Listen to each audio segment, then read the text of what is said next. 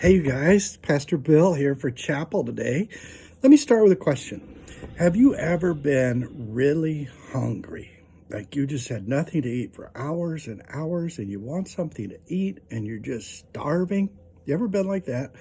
Well, what if you were at school? What if you're here at the David's Christian Learning Center and you were just starving and you went to your teacher and said, "You need to feed us."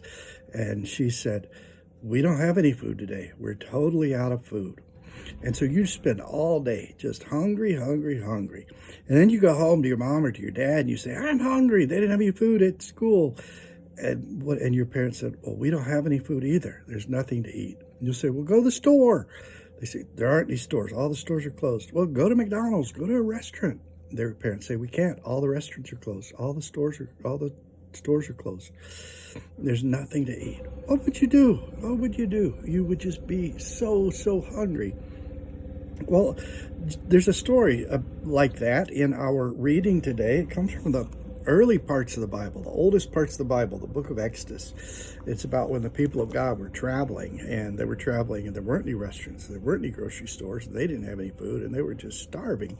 Let's read the story together, and then we'll talk about it a little bit. All right, it says, "The Israelites traveled for many days. They were tired and hungry. They complained to Moses, 'There's nothing to eat in the desert. At least we had food in Egypt. Now we are starving.' God heard them. That evening, God sent birds called quail for the people to eat. The next morning, God sent bread from heaven. It was called manna and tasted like honey."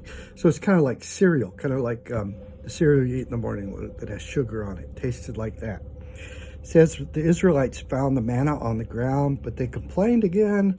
"We are thirsty." So first they're hungry, now they're thirsty. Moses asked God what to do. God said, "Hit the rock with your staff." When Moses hit it, cool, fresh water gushed out for everyone to drink. While they were in the desert, the Israelites would not go hungry or thirsty again. God had given them food. Now let's think about that. We don't get hungry real often because we always have food around. You come here and there's always food in the classroom. There's always lunch.